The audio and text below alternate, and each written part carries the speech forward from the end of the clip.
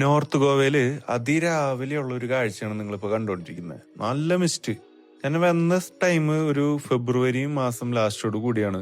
പക്ഷെ എന്നാ പോലും ഗോവയിൽ ഇത്രയും അധികം മിസ്റ്റ് കാണാൻ സാധിക്കുന്നത് ഞാൻ ഒരിക്കലും എക്സ്പെക്ട് ചെയ്തിട്ടുണ്ടായിരുന്നില്ല. സംഭവം തകർത്തു.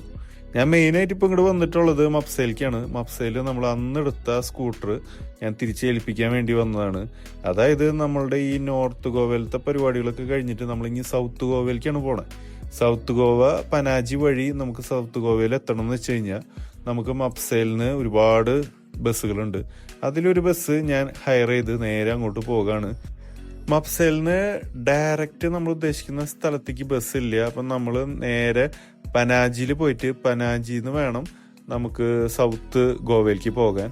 അപ്പോൾ പനാജിക്ക് പോകുന്ന വഴിയിൽ നമ്മൾ കണ്ടതാണ്, നമ്മൾ ഓൾറെഡി നമ്മളുടെ വീഡിയോയിൽ കാണിച്ചതാണ് ഈ ഒരു ബ്രിഡ്ജ്. അങ്ങനെ നമ്മളൊരു ലൈൻ ബസ്സാണ്. ഇതിപ്പോ കൂടുതലും ഈ വണ്ടിയിൽ ഇരിക്കുന്ന ആൾക്കാരൊക്കെ ഗോവക്കാരായിരിക്കും, ഞാൻ മാത്രമായിരിക്കും ഔട്ട് ഓഫ് ഗോവയിൽ നിന്നുള്ളത്. അങ്ങനെ നമ്മൾ നേരെ പനാജിയിൽ എത്തിയിരിക്കുകയാണ്. പനാജിന്ന് നമുക്ക് ഇനി അടുത്തൊരു ബസ് പിടിച്ചിട്ട് വേണം ഈ പറഞ്ഞ സ്ഥലത്തേക്ക് പോകാൻ. പക്ഷേ ഇവിടെ ബസ്സുകൾക്ക് നമുക്ക് സെക്കൻഡ് ടെർമിൽ ഫസ്റ്റ് ടെർമിൽ എന്നൊക്കെ പറയുന്ന പോലെ പല പല ഏരിയകളുണ്ട്. അപ്പം ഞാൻ അതിൻ്റെ ഒരു സ്ഥാനം ലക്ഷ്യമാക്കി പോയിക്കൊണ്ടിരിക്കുകയാണ്.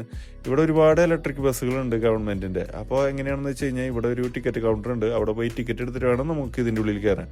AC ബസ്സാണ്, നല്ല സ്മൂത്താണ് പോകാൻ.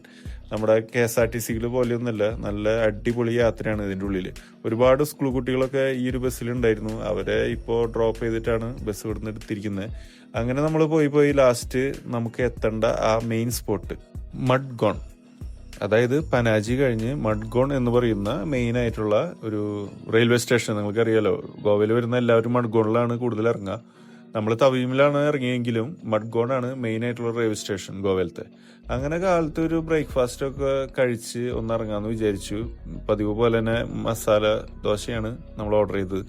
അങ്ങനെ നമ്മൾ തപ്പി പിടിച്ച് അങ്ങനെ ഒരു റെന്റൽ ബൈക്കിലെത്തി. ഇവിടെ മഡ്ഗോണില്, അതായത് നോർത്ത് ഗോവയല്ല സൗത്ത് ഗോവയിൽ ഭയങ്കര കഷ്ടപ്പാടാണ് ഒരു റെന്റൽ ബൈക്ക് കിട്ടാൻ. അങ്ങനെ ഞാൻ തപ്പി പിടിച്ച് വണ്ടി എടുത്തു. ഞാൻ ഇൻ കേസ് ഇത്തിരി ലേറ്റ് ആയിന്ന് വെച്ച് കഴിഞ്ഞാൽ എനിക്ക് വണ്ടി കിട്ടില്ലായിരുന്നു. അപ്പൊ അതുകൊണ്ട് തന്നെ ഇവിടെ വരാണെന്ന് വെച്ച് കഴിഞ്ഞാൽ പ്രീവിയസ് ബുക്ക് ചെയ്തിട്ടോ അല്ലെങ്കിൽ അതിരാവിലെ നേരത്തെ വന്ന് വണ്ടി എടുക്കാനോ നിങ്ങൾ ശ്രമിക്കണം. ഇപ്പോൾ ഞാൻ പറയാൻ വിട്ടു, നമ്മളിപ്പോൾ അഗുണ്ട ബീച്ചിലേക്കാണ് പോയിക്കൊണ്ടിരിക്കുന്നത്. അവിടുത്തെ മെയിൻ എൻട്രി എന്ന് പറയാൻ പ്രത്യേകിച്ച് ഒന്നും ഇല്ലെങ്കിൽ പോലും ഞാൻ വണ്ടി നിർത്താൻ പറ്റിയ നല്ലൊരു സ്പേസ് നോക്കി വണ്ടി നിർത്തി നേരെ ഇവിടുത്തെ ഈ വീടുകളുടെ ഇടകൂടെ ഉള്ളിലേക്ക് കടന്നു. ചെന്നപ്പോൾ കാണാൻ സാധിച്ച കാര്യം എന്ന് വെച്ച് കഴിഞ്ഞാൽ പ്രത്യേകിച്ച് ഒരു വാഴയ്ക്കും ഈ അഗുണ്ട ബീച്ചിൽ, അതായത് സൗത്ത് ഗോവയിലത്തെ ഈ ഒരു അഗുണ്ട ബീച്ചിൽ ഒന്നും തന്നെ നമ്മളെ വിസ്മയിപ്പിക്കുന്നതായിട്ട് ഒന്നുമില്ല. ബോട്ട് ആക്ടിവിറ്റീസ് ആയിക്കോട്ടെ, ഫോറിനേഴ്സ് ആയിക്കോട്ടെ, ഗസ്റ്റുകളായിക്കോട്ടെ, ആരും തന്നെ ഇവിടെ ഇല്ല. അപ്പോൾ ഈ ഒരു പ്ലേസ് ചൂസ് ചെയ്യുന്നതിന് മുന്നേ 2, 3, 4 പ്രാവശ്യം ചിന്തിച്ചിട്ട് മാത്രമാണ് നിങ്ങൾ ഈ ഒരു അഗുണ്ട ബീച്ചിലേക്ക് വരാൻ പാടുള്ളൂ. കാര്യം സാധാരണ ഈ ഒരു ടൈമിലൊക്കെ നമ്മൾ മുന്നേ കണ്ട മജോറിയം ബീച്ച്, ബാഗ ബീച്ച് എന്നിങ്ങനെയുള്ള ബീച്ചുകളിലൊക്കെ അപേക്ഷിച്ച് അത്ര അധികം ആൾക്കാർ കുറവാണ്. അപ്പൊ അതുകൊണ്ട് തന്നെ നമുക്ക് അങ്ങനെ എന്താ പറയാ, നമ്മൾ അട്രാക്ട് ചെയ്യിക്കുന്ന ഘടകങ്ങളും അത്രയധികം ഹോട്ടൽസ് ഒന്നുമില്ല.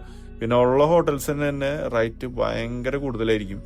അപ്പൊ അതുകൊണ്ട് തന്നെ ഈ അഗുണ്ട ബീച്ച് നൈസായിട്ട് സ്കിപ്പ് ചെയ്യുന്നതാണ് ഇവിടെ വരുന്നവർക്ക് നല്ലത്. എൻ്റെ ഒരു പേഴ്സണൽ ഒപ്പീനിയനാണ്. നിങ്ങൾക്ക് എങ്ങനെയാണെന്ന് വെച്ച് കഴിഞ്ഞാൽ വരുമ്പോൾ നിങ്ങൾക്ക് ആപ്റ്റ് ആയിട്ട് തോന്നണമെന്ന് വെച്ച് കഴിഞ്ഞാൽ ഓക്കെയാണ്. അപ്പോൾ ഓക്കെ, അടുത്ത വീഡിയോയിൽ കാണാം. ബൈ.